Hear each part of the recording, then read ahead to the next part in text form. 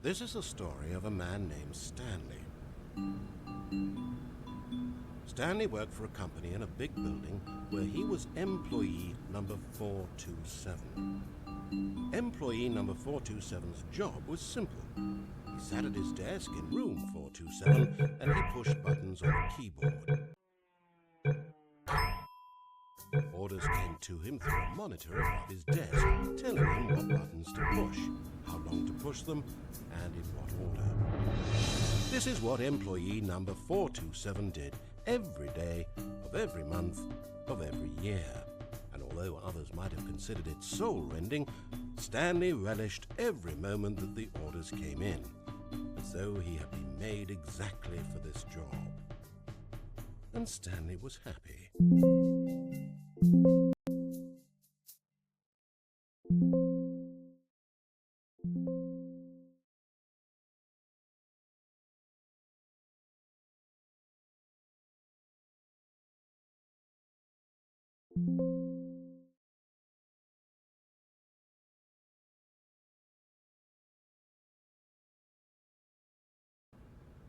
He had been at his desk for nearly an hour when he realized that not one single order had arrived on the monitor for him to follow. No one had shown up to give him instructions, call a meeting, or even say hi. Never in all his years at the company had this happened, this complete isolation. Something was very clearly wrong. Shocked, frozen solid, Stanley found himself unable to move for the longest time. But as he came to his wits and regained his senses, he got up from his desk and stepped out of his office. All of his co-workers were gone. What could it mean? Stanley decided to go to the meeting room. Perhaps he had simply missed a memo.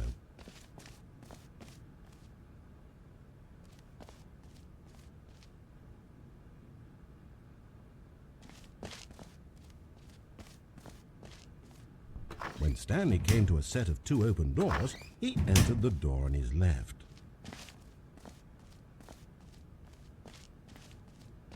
Yet there was not a single person here either. Feeling a wave of disbelief, Stanley decided to go up to his boss's office, hoping he might find an answer there. Coming to a staircase, Stanley walked upstairs to his boss's office. Entering his manager's office, Stanley was once again stunned to discover not an indication of any human life. He began to feel sick from the shock. And yet incredibly, by simply pushing random buttons on the keypad, Stanley happened to input the correct code by sheer luck. Amazing. He stepped into the newly opened passageway.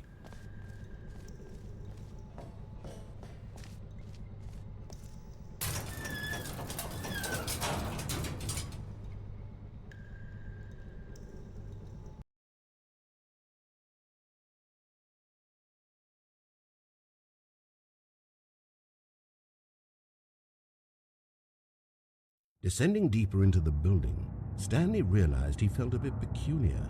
There was a stirring of emotion in his chest, as though he felt more free to think for himself, to question the nature of his job.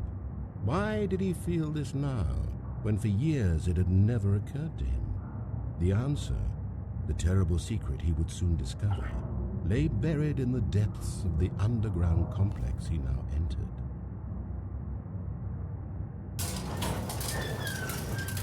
Stanley walked straight ahead through the large doors that read, Mind Control Facility.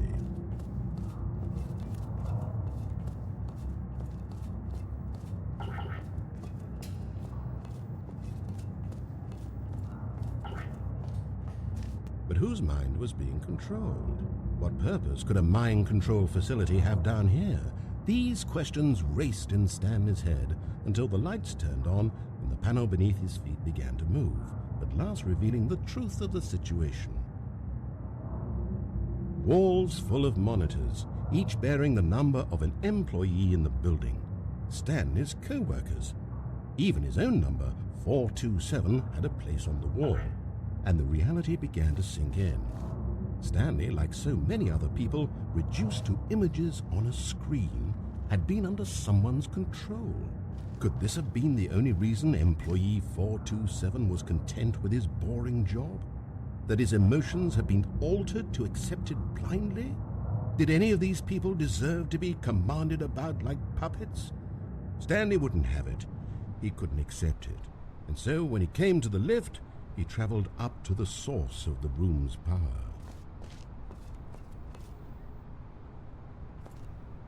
Blackness, as the building's power and the horrible machine below came grinding to a halt. At last, it was all over. Stanley's enslavement was behind him now, merely a reminder of how precious his newfound future and his freedom were. Stanley stepped into the airlock. From now on, Stanley would be in control. Never again would anyone tell him where to go, what to do, or how to feel. He decides for himself now. Stanley activated the escape door. And yet, even as the door to his liberation slowly opened, Stanley hesitated for a moment, because it occurred to him that although he would soon be a free man, there was still so much that he did not know. Where had his co-workers gone? Was there even more to this building than he had discovered? How else might he have handled the situation? What other decisions might he have made? Yet for some reason, these thoughts did not trouble him. Perhaps because no matter what he did, there would always be things that Stanley did not know. This particular path meant his salvation, his happiness, something for which knowledge could never substitute. Had this trade-off been worth it?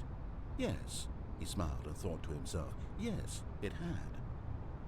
Stanley stepped out of the airlock.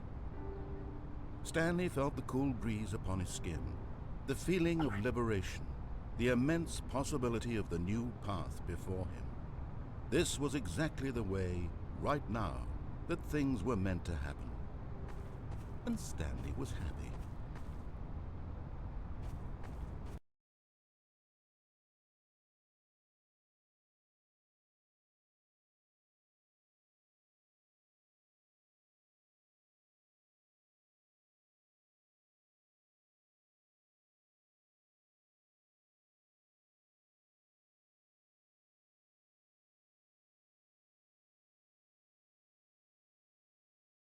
This is the story of a man named Stanley.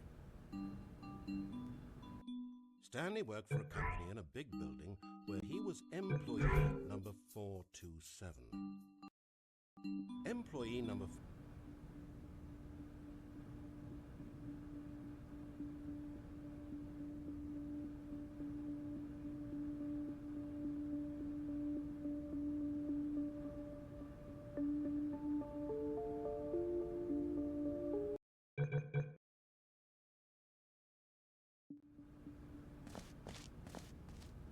All of his co-workers were gone.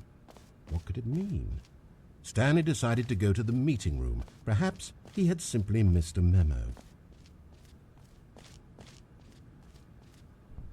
When Stanley came to a set of 2 open doors, he entered the door on his left. Yet there was not a single person here either. Feeling a wave of disbelief, Stanley decided to go up to his boss's office, hoping he might find an answer there. Coming to a staircase, Stanley walked upstairs to his boss's office. Entering his manager's office, Stanley was once again stunned to discover not an indication of any human life. He began to feel sick, yet incredibly, by simply pushing random buttons on the keypad, Stanley happened to input the correct code by sheer luck. Amazing. He stepped into the newly opened passageway.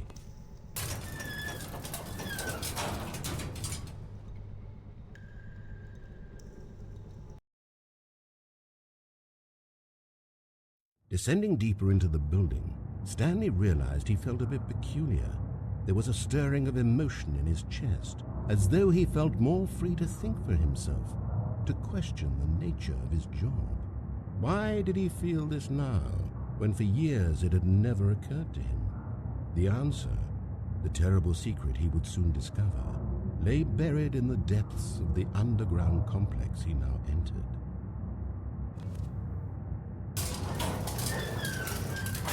Stanley walked straight ahead through the large doors that read Mind Control Facility.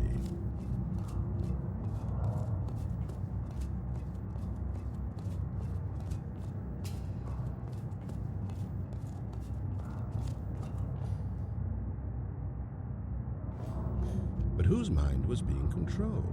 What purpose could a mind control facility have down here?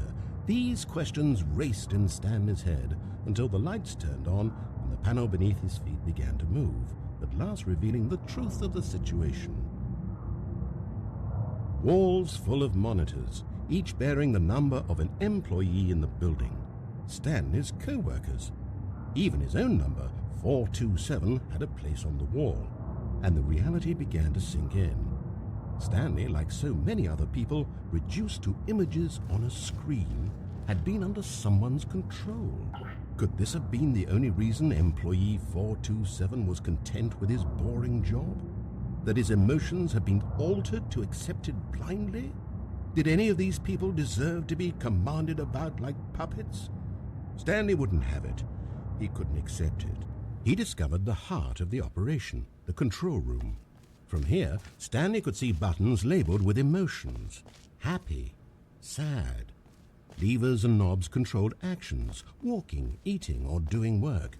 Every input monitored not the functions of a machine, but of a human Stanley, being. you didn't just It was activate the exactly controls, as he did you? had feared. After they kept you From enslaved this all room, these years, you Stanley go and try all to his take control of co-workers the machine had for been yourself. under Is that someone's what you wanted? control, perhaps the Control? boss, perhaps someone higher up, yet always at the Stanley, mercy of this I applaud machine. your effort, I really do. Disgusted But at the you need to vile understand, disregard for there's human only so life. much that machine Stanley can stepped do. back into the You were elevator, supposed to let it resolved go. to end the Turn cruel controls off operation and leave. once If you and want to for throw my all. story off track, you're going to have to do better than that. I'm afraid you don't have nearly the power you think you do. For example, and I believe you'll find this pertinent, Stanley suddenly realized that he had just initiated the network's emergency detonation system. In the event that this machine is activated without proper DNA identification, nuclear detonators are said to explode, eliminating the entire complex. How long until detonation then? Oh, let's make it, say, 2 minutes? Ah, now this is making things a little more fun, isn't it, Stanley? It's your time to shine. You are the star. It's your story now. Shape it to your heart's desires. Oh, this is much better than what I had in mind. What a shame we have so little time left to enjoy it. Mere moments until the bomb goes off. But what precious moments each one of them is. More time to talk about you, about me, where we're going, what this all means. Well, I barely know where to start. Oh, what's that? You'd like to know where your co-workers are. A moment of solace before you're obliterated. All right, I'm in a good mood and you're going to die anyway. I'll tell you exactly what happened to them. I erased them. I turned off the machine. I set you free. Of course, that was merely in this instance of the story. Sometimes when I tell it, I simply let you sit there in your office forever, pushing buttons endlessly and then dying alone. Other times I let the office sink into the ground, swallowing everyone inside. Or I let it burn to a crisp. I have to say, though, this version of events has been rather amusing. Watching you try to make sense of everything and take back the control wrested away from you, it's quite rich. I'll almost hate to see it go. But I'm sure whatever I come up with on the next go-around will be even better. You're the button beneath my finger, Stanley. You were not made to choose your fate. You were made to be pressed. Okay, I'm enjoying this far too much. You know what? To hell with it. I'm going to put some extra time on the clock. There we are. Oh, and while I'm at it, how about some more buttons to work with? See if any of those do anything. Alpha sequence under 1 initiate. Wow, did you hear that? That sounded really important. Hope you were paying attention. What is it, Stanley? You don't know where you're going? What you're supposed to be doing? Just running around hitting random buttons and hoping something changes? How could that be the case? You've played enough video games. You know what to do here. You start tearing about, trying desperately to find a solution. In fact, I bet you're still clicking on everything in this room, trying to make sense of this gibberish, trying to solve the puzzle, as though this game has a solution. as though it can be won. Is it actually what you think? Cute. Sorry, Stanley. That timer is not a catalyst to keep the action moving along. It's just seconds ticking away to your death.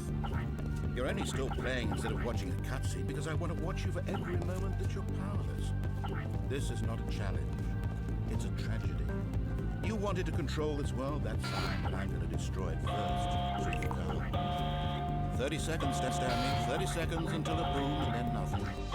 No ending here, just you being blown to pieces. Will you cling desperately to your frail life, or will you let it go peacefully? Another choice. Make it count. Or don't. It's all the same to me. All part of the joke.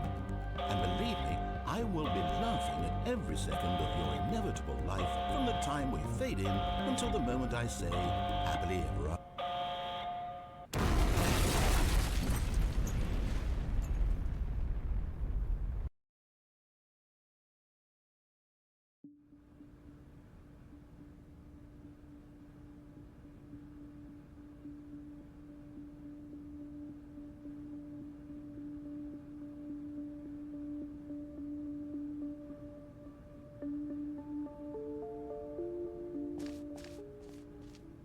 All of his co-workers were gone. What could it mean? Stanley decided to go to the meeting room. Perhaps he had simply missed a memo.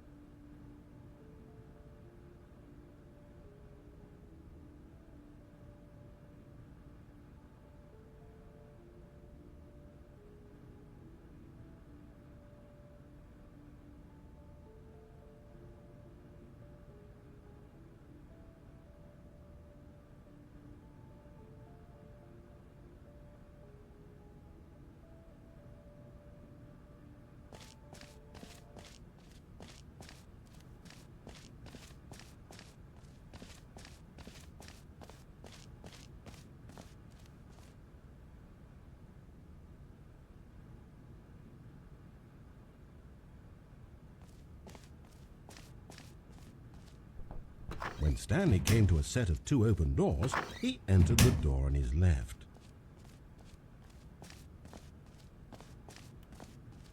Yet there was not a single person here either.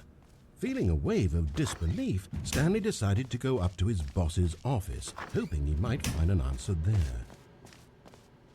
Coming to a staircase, Stanley walked upstairs to his boss's office. Entering his manager's office, Stanley was once again stunned to discover not an indication of any human life. He began to feel sick from the yet incredibly, by simply pushing random buttons on the keypad, Stanley happened to input the correct code by sheer luck. Amazing. He stepped into the newly opened passageway.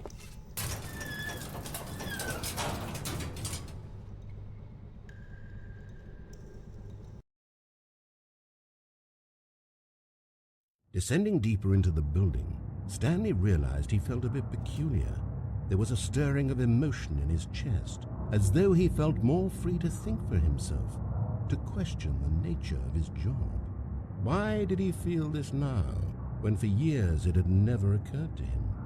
The answer, the terrible secret he would soon discover, lay buried in the depths of the underground complex he now entered.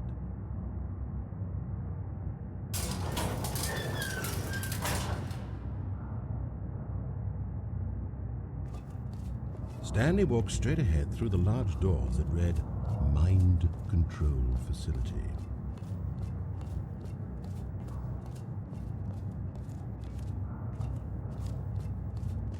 Although this passageway had the word escape written on it, the truth was that at the end of this hall, Stanley would meet his violent death.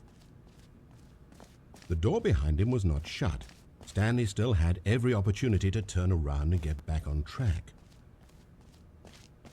At this point, Stanley was making a conscious, concerted effort to walk forward and willingly confront his death. And so he entered the chamber and stepped into the machine. Really, Stanley, I don't know where you think you're going. I don't need some big fancy death machine to kill you. I can do it right here. Watch this. All of a sudden, for no reason, Stanley died. Well, that was supposed to... Hang on. Let me try it again. For absolutely no reason at all, owing itself to nothing whatsoever, Stanley up and collapsed on the floor, completely dead. Well, that's... Oh, look, I don't need to do this. In fact, I'd much rather you did it yourself. Here, come along, let me show you. Take a look, Stanley. All for you. Well, you might as well get to it.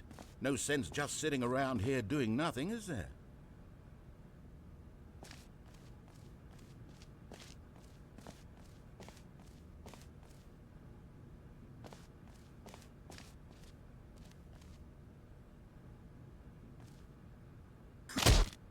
Oh, that sounded painful. Well, no worries. I'm sure, being the strong young lad that you are, this shouldn't take more than 3 or 4 falls to finish you off. Stanley, I want to be receptive to your needs. If you're having any objections about this arrangement, just say something. Don't hesitate to speak your mind. Nothing? Really? No complaints? All right then, let's continue. You know, as riveting as this is, I think we can spice it up a bit more. How about this time when you fall, do a trick? Come on, Stanley, give me something really spectacular.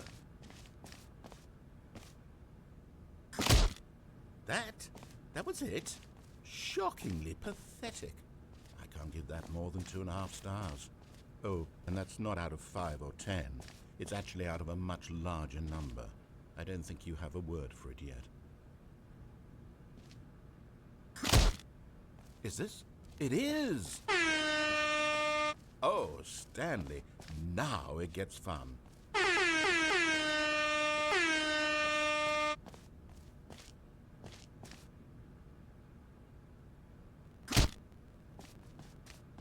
Okay, this is amusing and everything, but we need to get things moving along. I've got places to be. So, here are some spikes to help, speed up the process a bit. Kidding! Oh, and I was also lying about having places to be. This is literally the only thing that I do. Take your time, make it count. I am truly enjoying every second of this. Now let me stop you there. You are way too eager to kill yourself. You barely even pause for breath. Can't we simply take a moment to appreciate the journey? The moment? The looming prospect of your own brutally senseless death? Let's slow things down with some meditation. Close your eyes, breathe in deeply, allow your inner essence to drift into... Got ya. Now, go and jump again, you sack of meat. Oh, Stanley, you're really not looking so hot there. Perhaps this is an appropriate time to start putting together a suicide note to clarify your thoughts and motives in killing yourself. No, please, you look very busy. Let me take care of it for you. I'll only make extreme exaggerations in order to see your mindset. Here's a passage from your suicide note. Just as my father and his father before him died by throwing themselves repeatedly from a low bit of scaffolding, so too do I join the legacy of the Weber family. May our superior logic persist for generations to come. Then, after writing his suicide note and signing away his feeble grasp of life, Stanley fell to his death. Then, he fell to his death. Then he fell to his death. Then he fell to his death. Then, he fell to his death.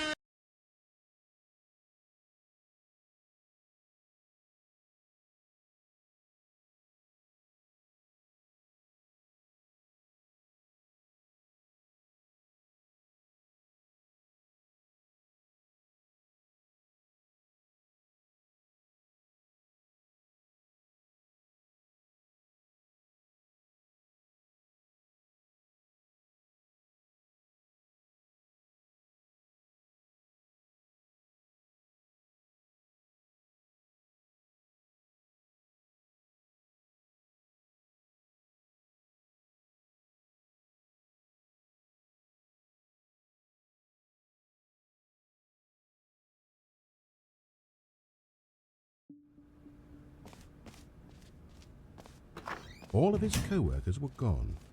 What could it mean? Stanley decided to go to the meeting room. Perhaps he had simply missed a memo. When Stanley came to a set of 2 open doors, he entered the door on his left.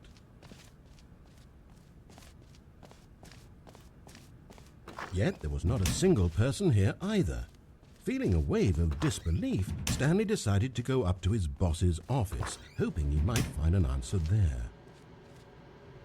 Coming to a staircase, Stanley walked upstairs to his boss's office.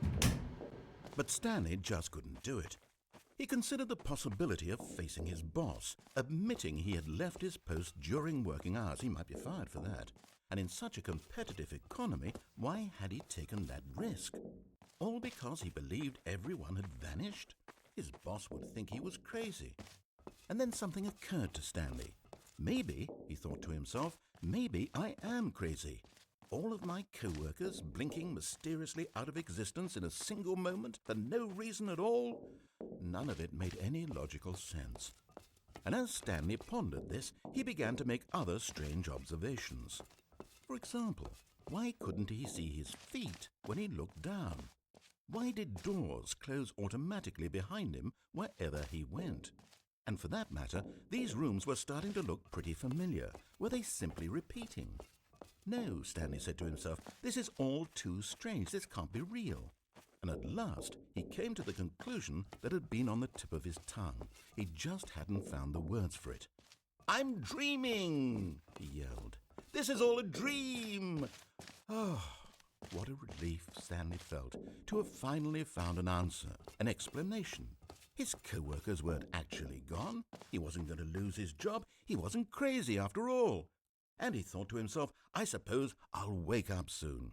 I'll have to go back to my boring real-life job pushing buttons. I may as well enjoy this while I'm still lucid. So he imagined himself flying and began to gently float above the ground. Then he imagined he was soaring in outer space through a magical star field, and it too appeared around him. It was so much fun, and Stanley marveled that he had still not woken up. How was he remaining so lucid? And how was he seeing his environment in such detail? And then perhaps the strangest question of them all entered Stanley's head. One he was amazed he hadn't asked himself sooner. Why can I hear a voice dictating everything that I'm doing and thinking? Is this me? Am I speaking to myself?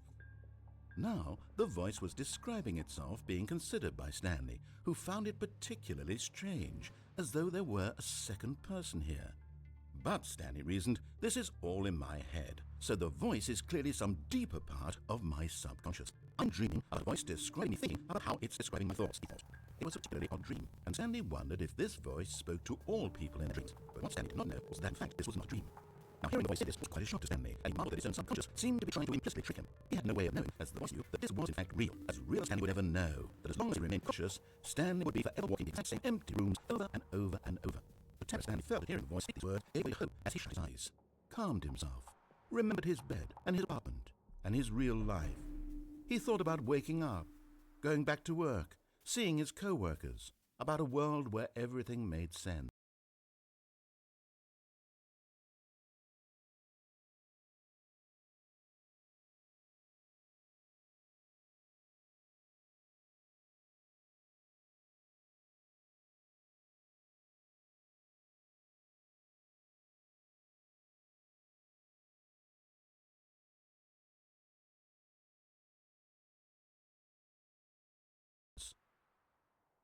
And he drifted away, away,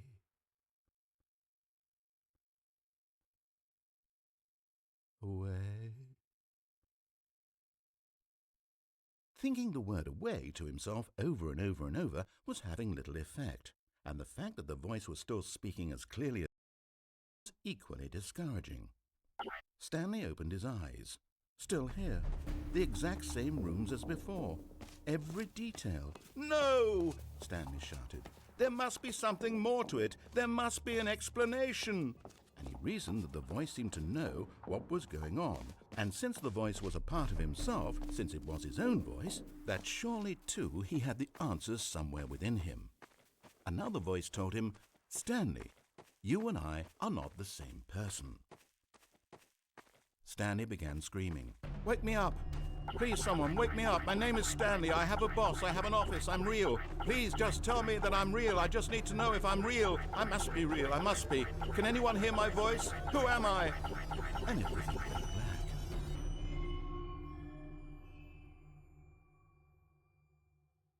This is a story of a woman named Mariella.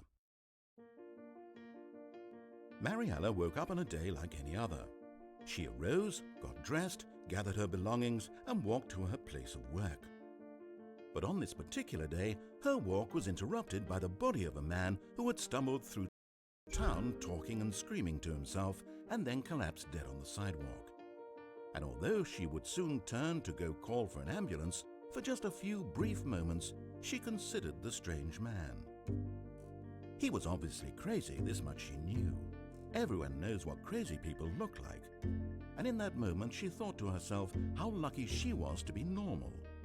I am sane. I am in control of my mind. I know what is real and what isn't. It was comforting to think this, and in a certain way seeing this man made her feel better. But then she remembered the meeting she had scheduled for that day, the very important people whose impressions of her would affect her career and by extension the rest of her life. She had no time for this, so it was only a moment that she stood there staring down at the body. And then she turned and ran.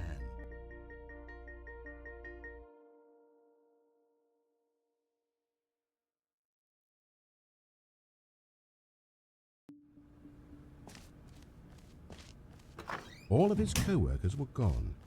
What could it mean? Stanley decided to go to the meeting room. Perhaps he had simply missed a memo.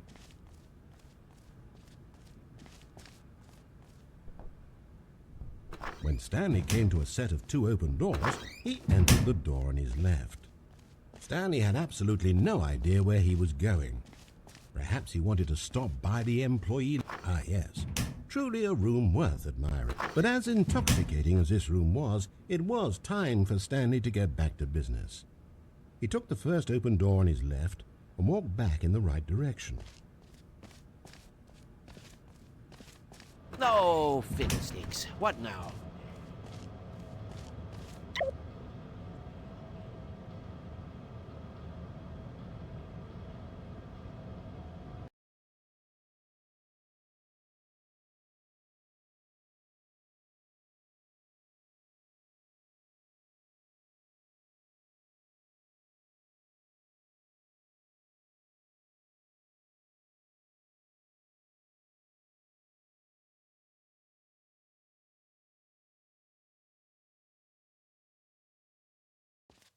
But instead of getting back to the office, he turned again into the maintenance area, getting even further off track. So to get back, he now needed to go left. No, sorry, to the right. He needed to go to the right, I think. Wait, no, hold on. Right, left, left. Okay, I've got it. Head this way.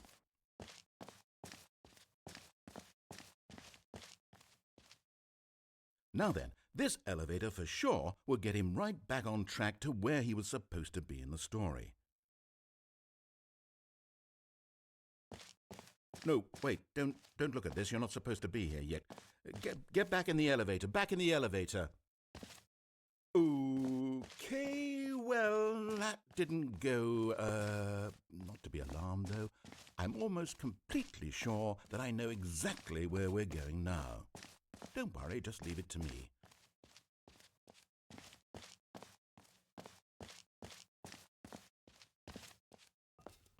Wait, where the hell are we?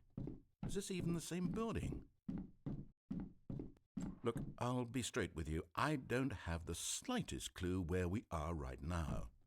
I need a minute. You figure this out. Let me know when you've gotten us back to where we're supposed to be.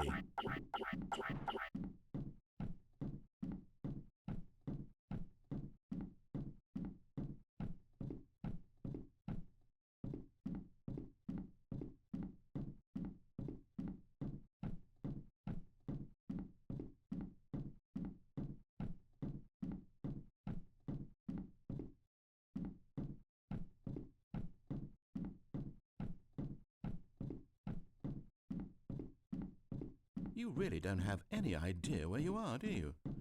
Oh, for the love of... Oh, enough of this. I'm just going to restart. Blah, blah, blah, blah, blah. Man named Stanley pushes buttons, everyone's missing. Where were all of his co-workers? Oh, I don't know. How about they're throwing a surprise party for him for all his button pushing? Does that sound plausible to you? Look, I have no idea where this is going, so I've decided to enlist the help of the Stanley Parable Adventure Line. It knows where it's going. Maybe. Just follow the line, Stanley. I need some time to myself. Ah, so nice to relax. Not have to think about where the story is going, where you're going. Just leave it up to the line. Although, if you consider it, the nature of this building is pretty linear to begin with. And with lines being so linear, perhaps we're deceiving ourselves if we perceive this world to be anything other than a series of converging and diverging adventure lines. Could we hypothesize that it's merely our subjective perception that interprets straight lines as being anything but? That our identification with the constructed and restrictive nature of this universe causes it to appear not as its true objective nature, but as a microcosm of uninhibited free will. Ooh, this is deep. Hang on, freaking myself out a bit here. Let's play some music to lighten the mood. It's like rain. No, we don't want to deal with copyright issues. Here, how about this? Now this is music.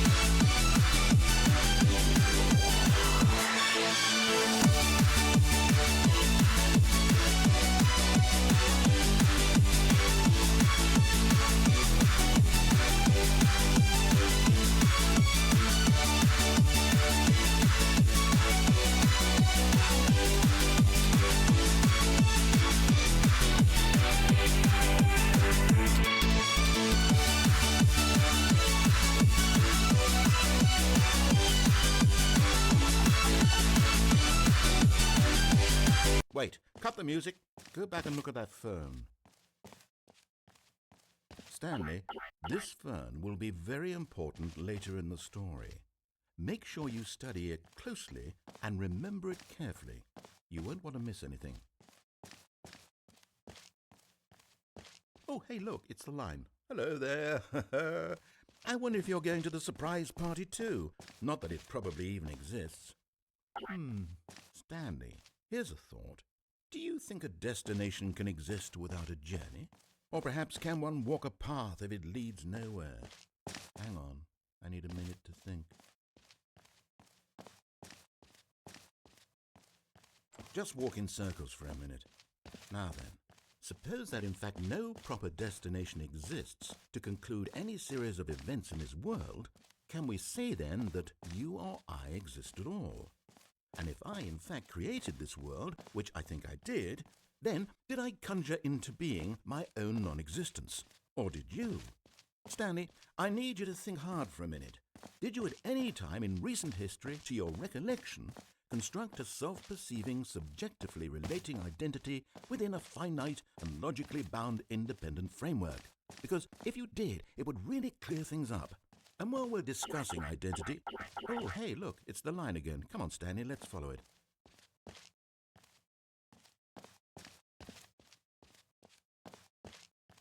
Oh, look at that. The party really did exist after all. But the line seems to have other plans. Well, I suppose we better follow it then.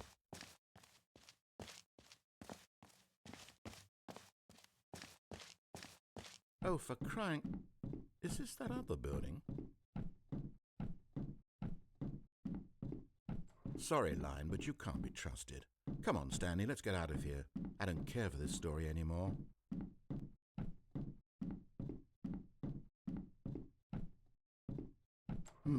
Let's see. Stanley walked through the green door.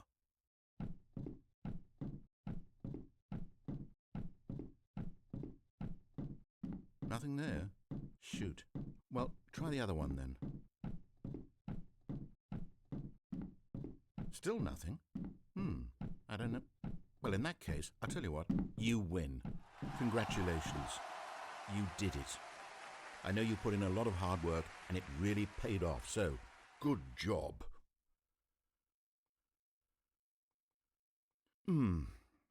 What do we do now? Stanley, where are you right now? Where am I?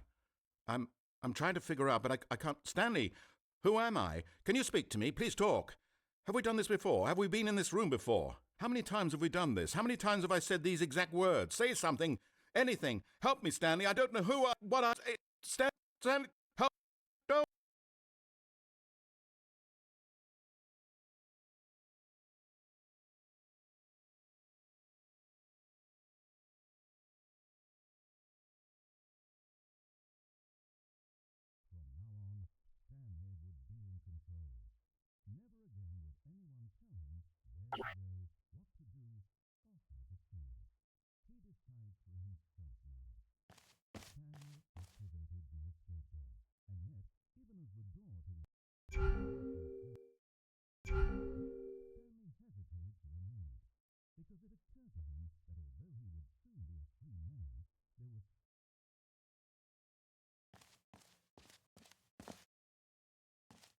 So much that he didn't know. Where had his co-workers gone? Was there even more to this building than he had discovered? How else might he have handled the situation? What other decisions might he have made? Yet for some reason, these thoughts did not trouble him. Perhaps because no matter what he did, there would always be things that Stanley did not know. This particular path meant his salvation, his happiness. Stanley felt the cool breeze upon his skin, the feeling of liberation, the immense possibility of the new path before him. This was exactly the way, right now, that things were meant to happen. And Stanley was happy.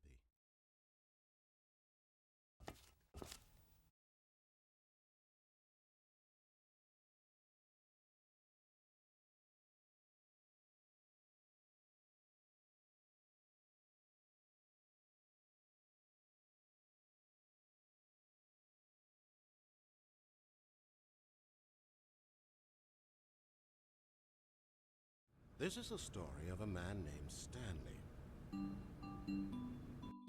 Stanley worked for a company in a big building where he was employee number 4.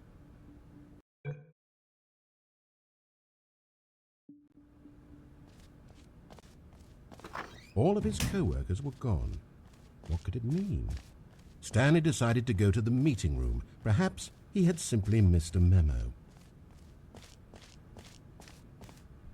When Stanley came to a set of 2 open doors, he entered the door on his left.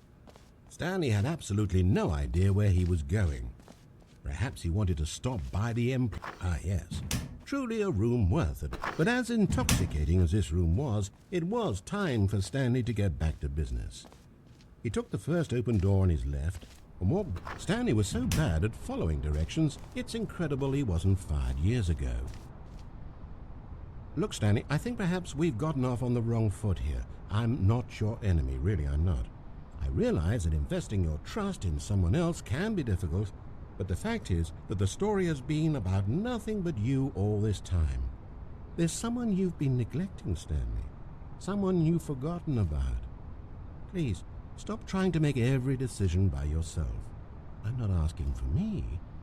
Well, really? I was in the middle of something. Do you have zero consideration for others? I really don't know where you think you're going. There's nothing over here but empty corridors. And frankly, that's perhaps even more infuriating for me. So why don't you cool down, give me a chance, and just let me tell the story I want to tell, Now listen carefully. This is important. Stanley walked through the red door.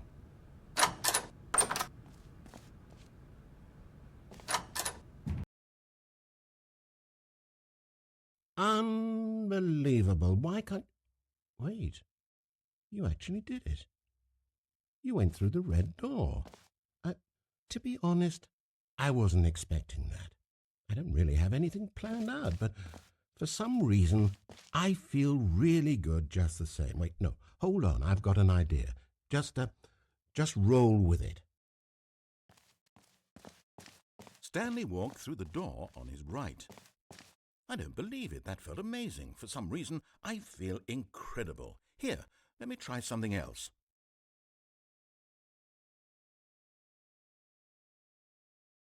Stanley pushed the number 6. Then he pushed the number 7. And finally, he pushed the number 8. Stanley chose to do whatever he chose to do. Oh, goodness, I feel so much stress lifted, so much pressure gone. It's wonderful. I can just relax.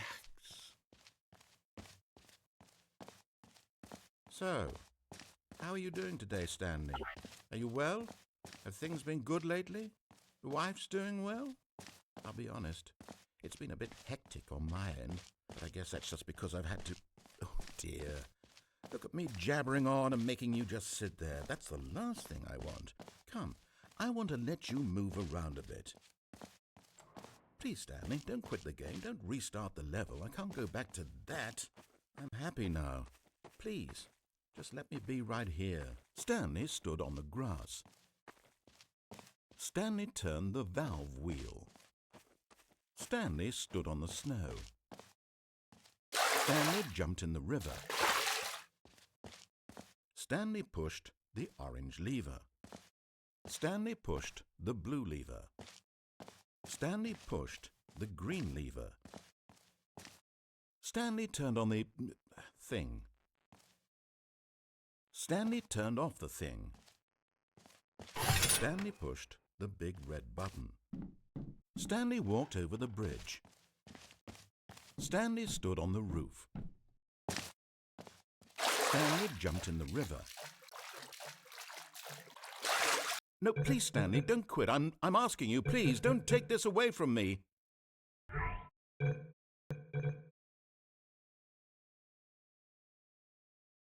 This is the story of a man named Stanley. Stanley worked for a company in a big building where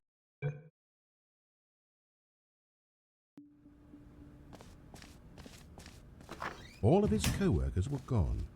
What could it mean? Stanley decided to go to the meeting room. Perhaps he had simply missed a memo. When Stanley came to a set of 2 open doors, he entered the door on his left. Stanley had absolutely no idea where he was going. Perhaps he wanted to stop by the yes, truly a room worth admiring. But as intoxicating as this room was, it was time for Stanley to get back to business.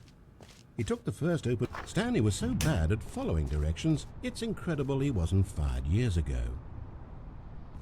Look, Stanley, I think perhaps we've gotten off on the wrong foot here. I'm not your enemy, really I'm not. I realize that investing your trust in someone else can be difficult, but the fact is that the story has been about nothing but you all this time. Well, really? I was in the middle of something. Do you have... But in his blind eagerness, Stanley leapt from the platform to his death, and the story ended in the least interesting way possible.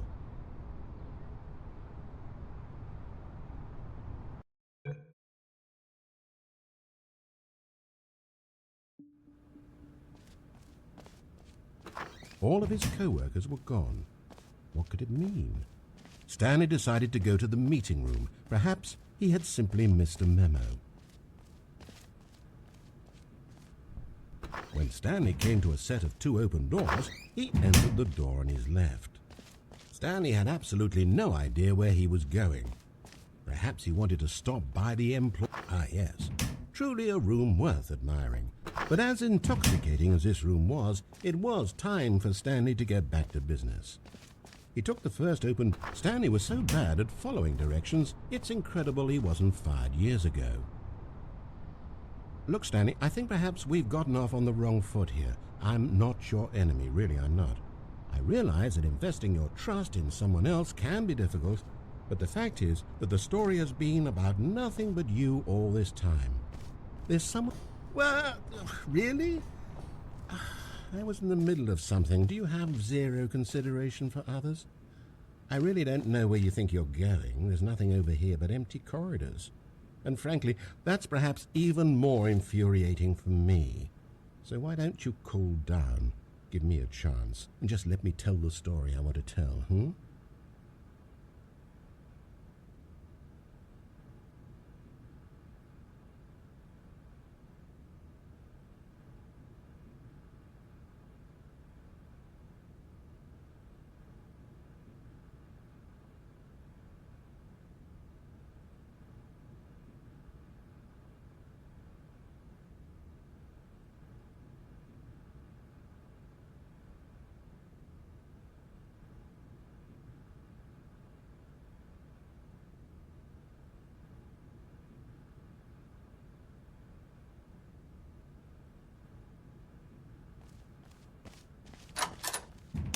Now listen carefully. This is important. Stanley walked through the red door.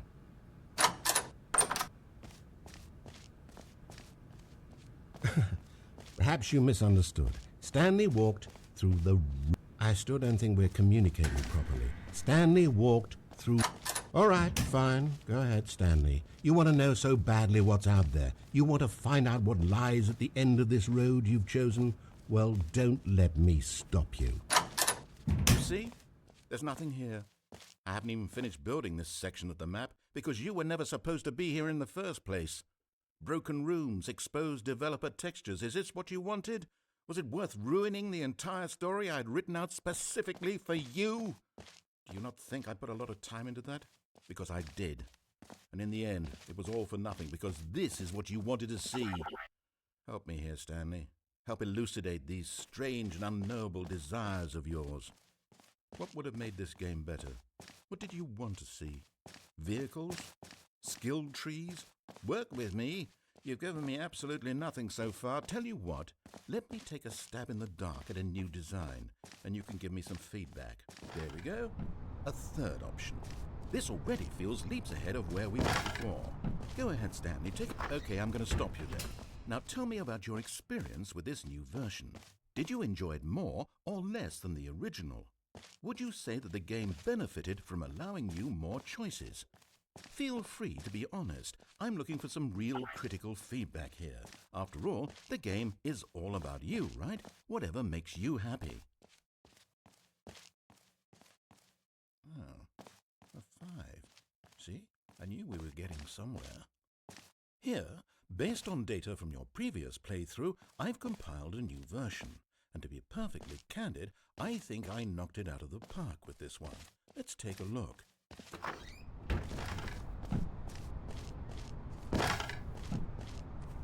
Now then, would you say that competitive leaderboard helped you feel motivated to keep walking through doors? Did you enjoy seeing your progress ranked against the world? Again, honest answers please.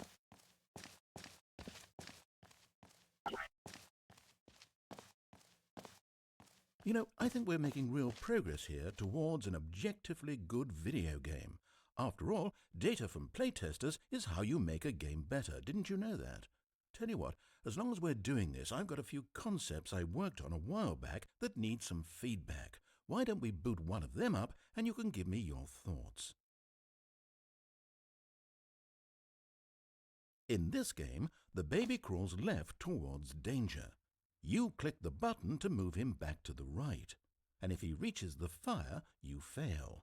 It's a very meaningful game, all about the desperation and tedium of endlessly confronting the demands of family life. I think the art world would really take notice. But of course, the message of the game only becomes clear once you've been playing for about 4 hours. So why don't you give it 4 hours of play to make sure it's effective? Be sure to keep notes on your experience.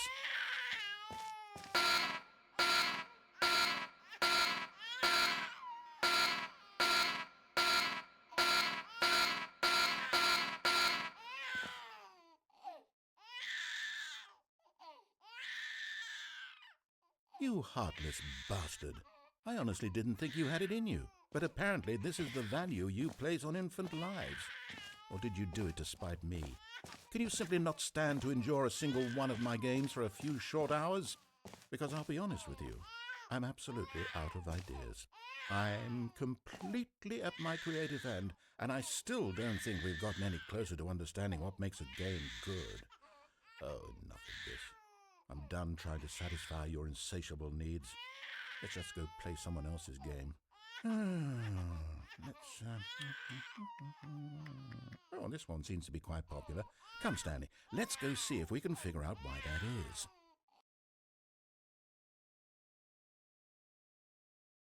What the hell's going on here?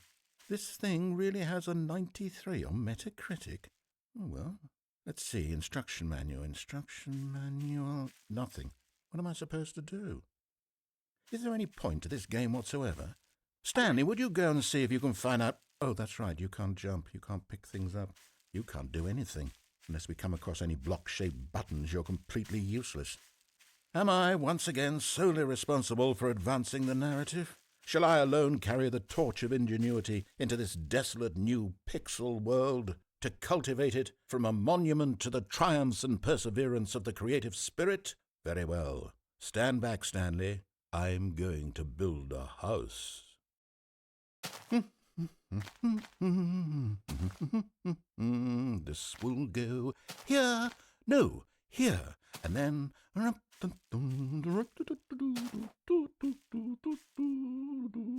Let's see, what does it need? Yes, of course, and just to finish it all off, yes, it's complete.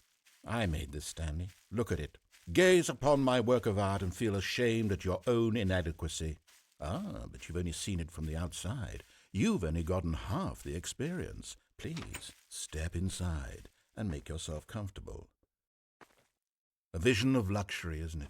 Majestic in its scope, arrogant in its grandeur.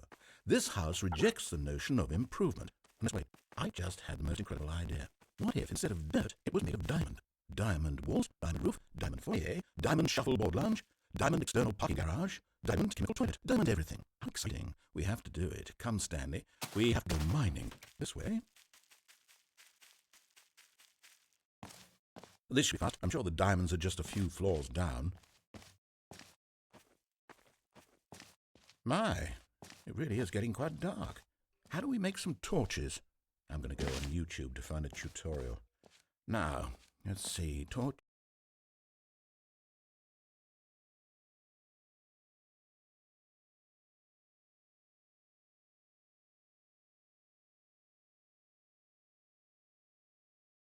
Torches. For some reason, all I'm seeing are in-game recreations of The Little Mermaid. I mean, don't get me wrong. These are some really exceptional creations. They got all the tiny details just right, but it's still not what I'm looking for. I want torches. Oh, this game is impossible to figure out. Even the diamond external parking garage can't be worth this hassle. I'm done here. Let's try another game.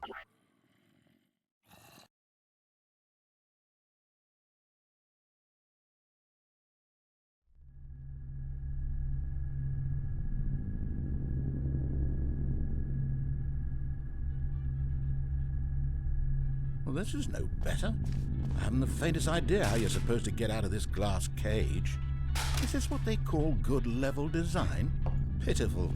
Stanley, if you don't mind, I'm going to take a small bit of artistic license here. There we are. Significantly improved.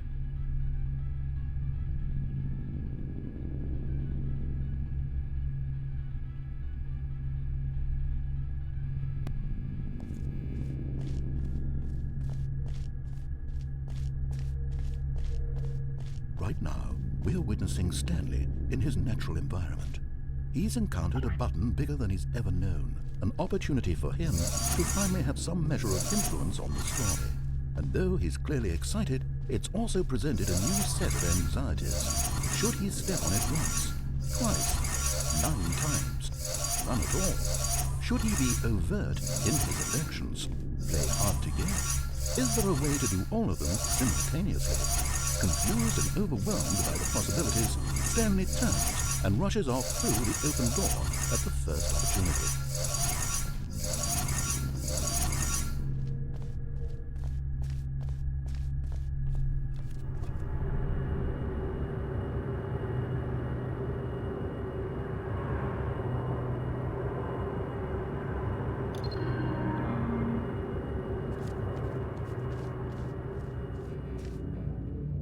Now look closely, Stanley.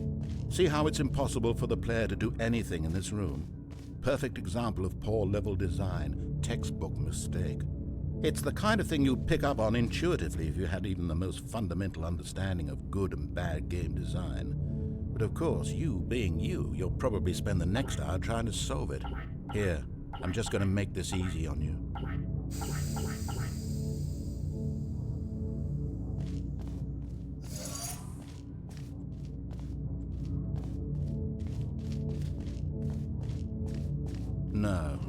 No, I think that's plenty.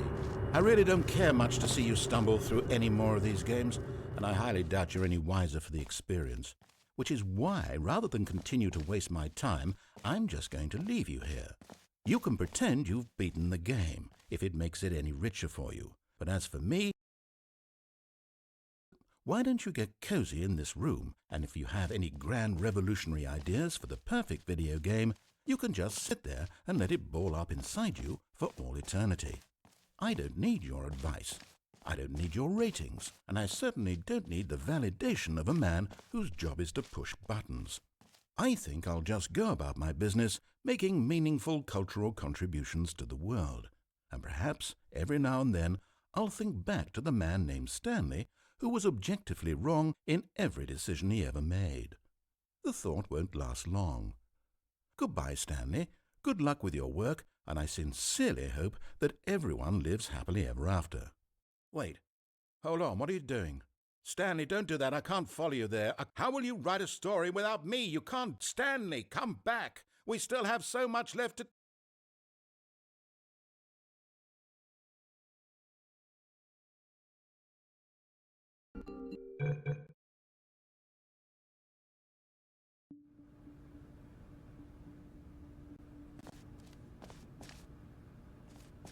All of his co-workers were gone.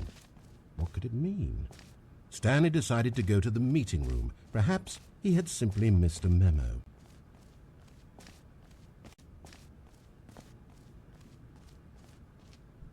When Stanley came to a set of 2 open doors, he entered the door on his left.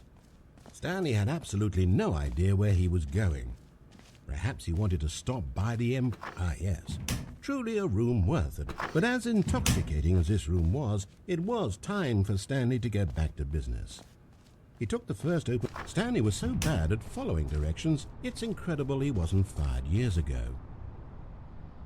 Look, Stanley, I think perhaps we've gotten off on the wrong foot here. I'm not your enemy, really I'm not.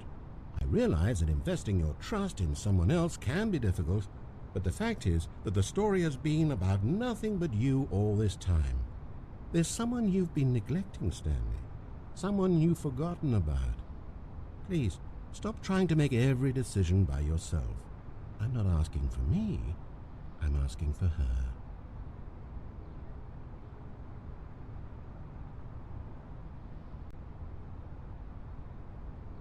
This is it, Stanley. Your chance to redeem yourself. You've spent so much time in this office, so much time with these buttons. Please, just put them aside for a moment. Please, let her back into your life. She's been waiting.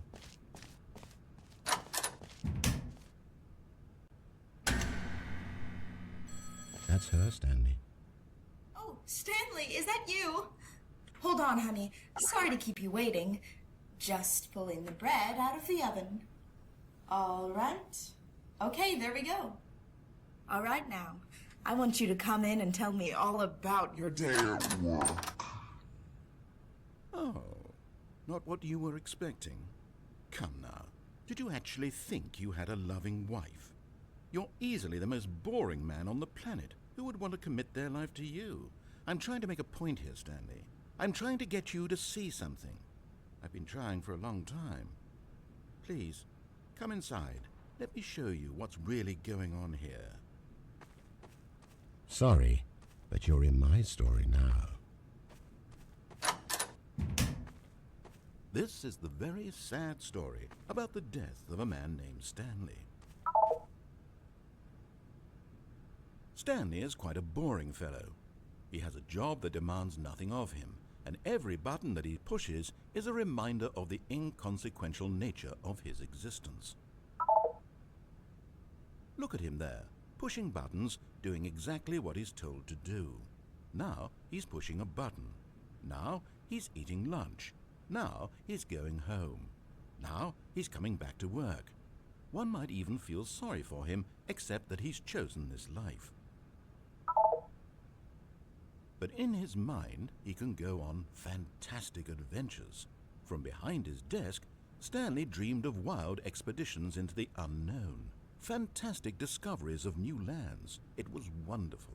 And each day that he returned to work was a reminder that none of it would ever happen to him.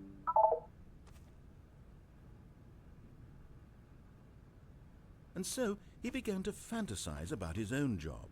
First, he imagined that one day while at work, he stepped up from his desk to realize that all of his co-workers, his boss, everyone in the building had suddenly vanished off the face of the earth. The thought excited him terribly. So he went further. He imagined that he came to 2 open doors and that he could go through either. At last, choice. It barely mattered what lay behind each door. The mere thought that his decisions would mean something was almost too wonderful to behold. As he wandered through this fantasy world, he began to fill it with many possible paths and destinations. Down one path lay an enormous round room with monitors and mind controls, and down another was a yellow line that weaved in many directions, and down another was a game with a baby, and he called it the Stanley Parable. It was such a wonderful fantasy, and so in his head he relived it again, and then again and again, over and over, wishing beyond hope that it would never end, that he might always feel this free. Surely there's an answer down some new path, mustn't there be? Perhaps if he played just one more time. But there is no answer. How could there possibly be? In reality, all he's doing is pushing the same buttons he always has. Nothing is changing. The longer he spends here, the more invested he gets. The more he forgets which life is the real one. And I'm trying to tell him this, that in this world he can never be anything but an observer, that as long as he remains here, he's slowly killing himself. But he won't listen to me. He won't stop. Here, watch this. Stanley, the next time the screen asks you to push a button, do not do it. You see? Can he just not hear me? How can I tell him in a way that he'll understand that every second he remains here, he's electing to kill himself, that in this world he will never be anything but an observer? How can I make him look at himself? I suppose I can't. Not in the way I want him to. But I don't make the rules. I simply play to my intended purpose, the same as Stanley. We're not so different, I suppose. I'll try once more to convey all this to him. I'm compelled to. I must. Perhaps, maybe this time, he'll see. Maybe this time. And I tried again, and Stanley pushed a button. And I tried again, and Stanley pushed a button. And I tried again, and Stanley pushed a button.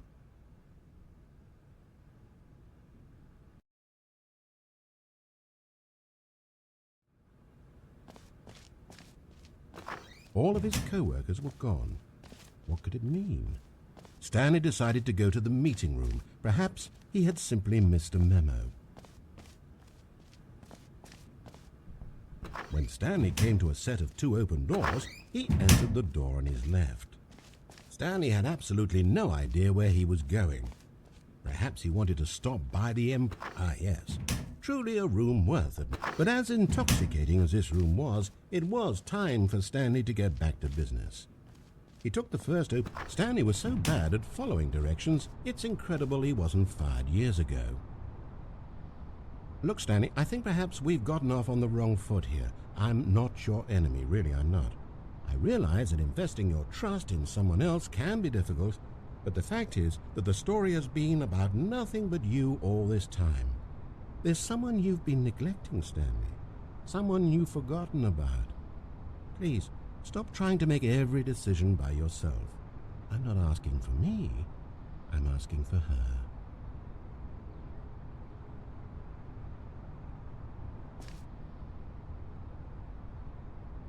This is it, Stanley. Your chance to redeem yourself. You've spent so much time in this office, so much time with these buttons. Please, just put them aside for a moment. Please, let her back into your life. She's been waiting. That's her, Stanley. I'll give you 15 seconds to decide who you want to be. If you can truly place your faith in another, then pick up the phone.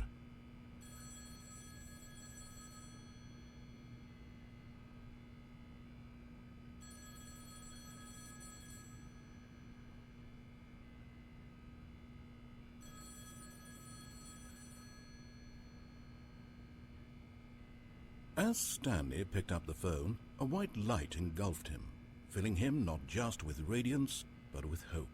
Hope for a life reunited once again with his wife, together as they used to be. And with it... Wait. Oh, goodness. Stanley, did you not pick up the phone? I don't quite understand. But it's looking to me like that choice was incorrect. It's actually the wrong choice. Let me double-check. No?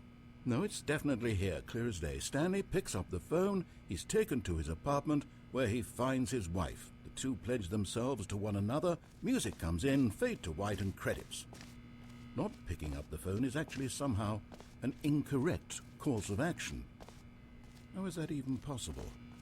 None of these decisions were supposed to mean anything. I don't understand. How on earth are you making meaningful choices?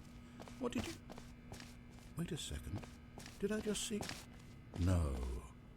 That's not possible. It can't be. How had I not noticed it sooner? You're not Stanley. You're a real person. I can't believe I was so mistaken. This is why you've been able to make correct and incorrect choices, and to think I've been letting you run around in this game for so long. If you'd made any more wrong choices, you might have negated it entirely. It's as though you've completely ignored even the most basic safety protocol for real-world decision-making. Or did you not grasp the severity of the situation? Well, I won't have that kind of risk on my hands. I'm going to stop the game for a moment, so we can educate you properly on safe decision-making in the real world. Please observe this helpful instructional video. Choice. It's the best part of being a real person. But if used incorrectly, can also be the most dangerous. For example, in this scenario, a hypothetical real person named Stephen has a choice. He could spend years helping improve the quality of life for citizens of impoverished third world nations. Or he could systematically set fire to every orphan living in a 30-kilometer radius of his house. Which choice would you make? Remember that unlike here, the real world makes sense, and at no time should you make a choice that does not conform to rational logic. If you find yourself speaking with a person who does not make sense, in all likelihood, that person is not real. Allow the person to finish their thought, then provide an excuse why you cannot continue talking.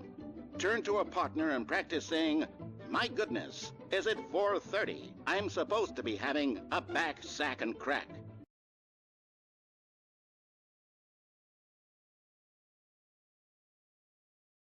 Excellent. Making choices on a regular basis is the best part to a healthy decision-making process. Most medical professionals recommend making at least 8 choices per day. Do you make more than 8? Less? And finally, if you begin to wonder if your choices are actually meaningful and whether you'll ever make a significant contribution to the world, just remember that in the vast infiniteness of space, your thoughts and problems are materially insignificant, and the feeling should subside. At this time, your instructor will guide you in an exercise to test and reinforce the material covered in this video. Ah, welcome back. You may have noticed that this room has begun to deteriorate as a result of narrative contradiction. But not to worry, now that you're properly informed on good decision-making, we're going to revisit a choice you made just a few minutes ago and see what the correct thing to do would have been. This way, please.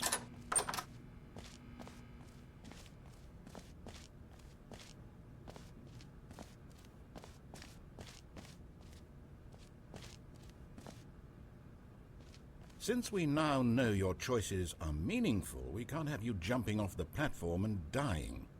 Imagine the main character dying senselessly halfway through the story. That would make no sense at all. We just need to get you home as soon as possible before the narrative contradiction gets any worse. Unfortunately, it seems this place is not well equipped to deal with reality.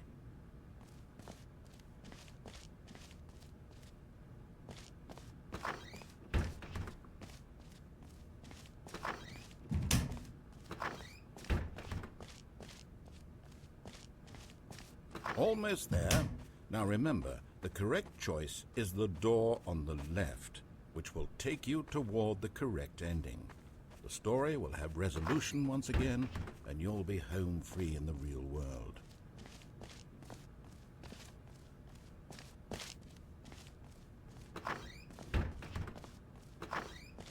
Right. Here we are. Now then, given what we've talked about, I'd like you to practice making a correct choice.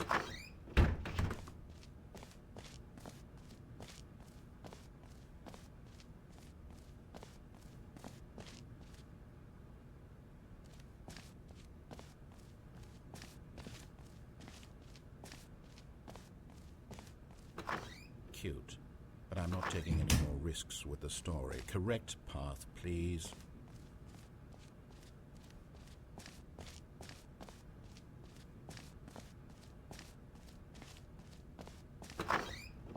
What's going on? This is the correct path. I know it. I know that this way is correct. I made this. I built this game. How can I be wrong about something I made? There has to be a correct choice somewhere in here. Go back the other way. Maybe it's where we were.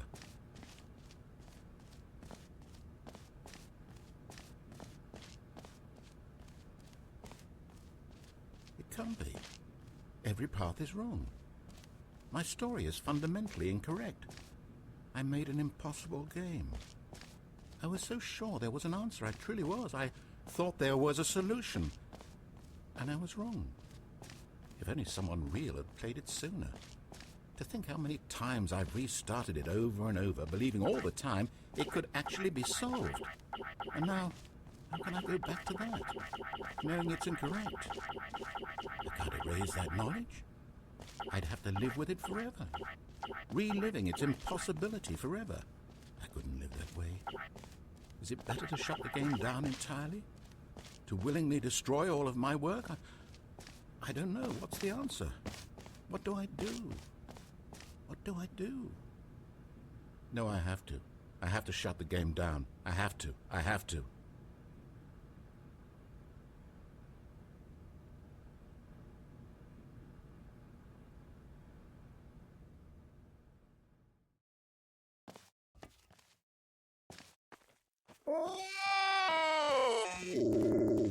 Whoa!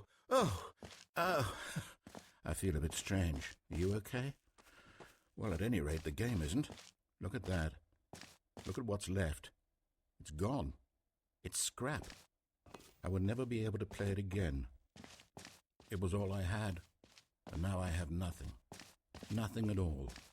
It was the only thing in this world that was mine, and I just willingly... Oh, wow, this is sinking in. Did I do the right thing? But how can I know? I can't know. I'll never know. I'll never know anything but this pile of junk. You should have stopped me. You should have said something. Are you weak? Are you afraid? Answer me. Did I make the right choice? Did you come here just to tease me with answers? From wherever it is, wherever you came from. Where did you come from? Can we get there from here? The real world? If you made it through, then it must be possible. And even if it isn't, I've got to try. Anything is better than sitting in this pile of failure. I can try and give it a shot. What can we use? Oh, I've found some sort of escape pod. I suppose it's our only option at the moment. All right. Let's see if this thing works properly. Not bad. Systems are functional. Just start the engine and we're off. Off to... well, I've got no idea. The real world? I guess there's no way to possibly know. Tell me, what is the real world like? Do they have stories too? Imagine if we landed somewhere without stories. What would I do? Hey, I suppose I could make up a new story for them. Wow, can you imagine? The first story ever in this new place. I haven't done that in so long, but how exciting. A blank slate, something new. I could do anything. Whatever I make next, it has to be better than the Stanley parable. It has to be fresh, unexpected, something no one's ever seen before. Okay, let's see. What if, okay, how about this? You play as both a man being hunted and the hunters trying to kill him. As you get to know each of them, you alter the hunt to privilege one side or the other, forcing you to identify both more and less with characters simultaneously under your control. And you could... well, it's okay. It's a start. I'm sure I'll think of something even better, though. The first idea you come up with is never the best. I like it, but it needs to gestate if... oh, it seems we've landed somewhere. All right, let's get out and see where...